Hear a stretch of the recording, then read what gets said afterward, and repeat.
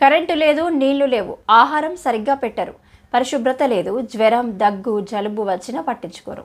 నోటి దురుసు సిబ్బంది. ఎవరికి చెప్పుకోలేని బాధ. ఇది కల్లూరు ప్రభుత్వ సాంఘిక సంక్షేమ శాఖ బాలుర వసతి గృహం విద్యార్థుల పరిస్థితి. చిత్తూరు జిల్లా పులిచెర్ల మండలం కల్లూరు ప్రభుత్వ బాలుర వసతి గృహంలో 6వ తరగతి నుంచి 10వ తరగతి వరకు విద్యార్థులు స్థానిక జిల్లా పరిషత్ ఉన్నత పాఠశాలలో చదువుకుంటూ ప్రభుత్వ వసతి గృహంలో ఉంటున్నారు. ఈ విద్యార్థులను సొంత బిడ్డల్లా సొంత ఇంటిని మరిపించేలా చూసుకోవాల్సిన వసతి గృహ అధికారి నిర్లక్ష్యంతో ఉండడంతో వసతి గృహంలో విద్యార్థుల పరిస్థితి దయనీయంగా మారింది. ఈ విషయం తెలుసుకున్న జిల్లా బీసీ సంఘం అధ్యక్షులు అమర్నాథ్, మైనార్టీ నాయకులు కరీముల్లా వసతి గృహానికి చేరుకొని విద్యార్థులను విచారించారు.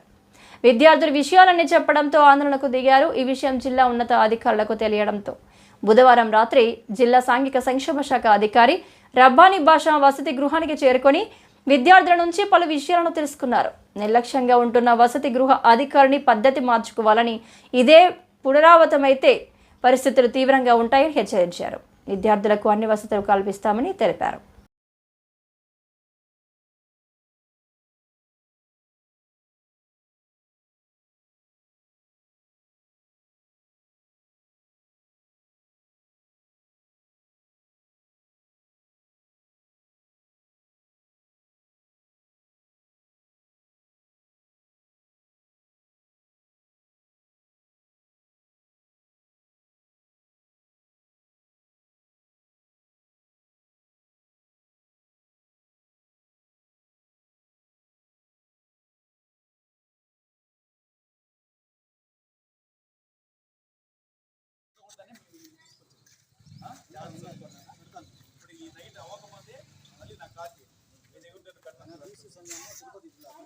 ఫ్యాను లైట్ రెండు ఇలాగా రెండు లేకపోతే నేను టౌన్లో ఉంటా. మళ్ళీ 9-10 అయినా ఉంటాను, నేను టౌన్లో ఉంటా.